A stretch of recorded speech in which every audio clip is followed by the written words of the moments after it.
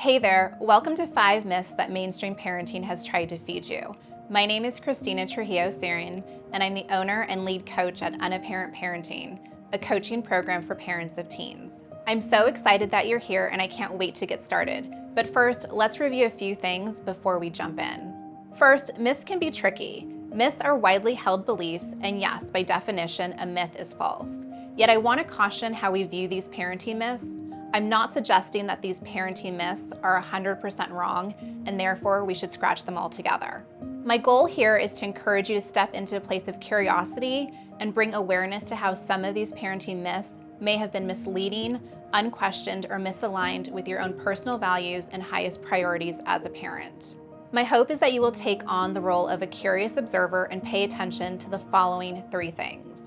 1, the energy and intention behind the myths and how these myths carry some subtle under-the-surface messaging.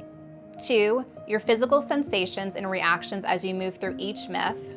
And 3, how do each of these myths either align or misalign with your personal values, which also includes your parenting values and parenting priorities.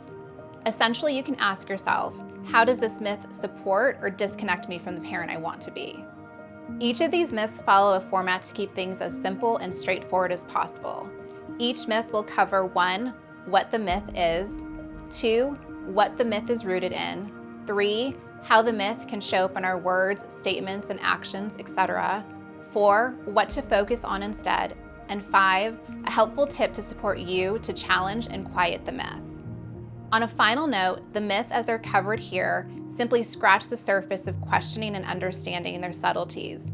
Therefore, this series is intended to give you a glimpse into each myth, so if you have any questions along the way, please feel free to reach out. You can email me at christina@unapparentparenting.com.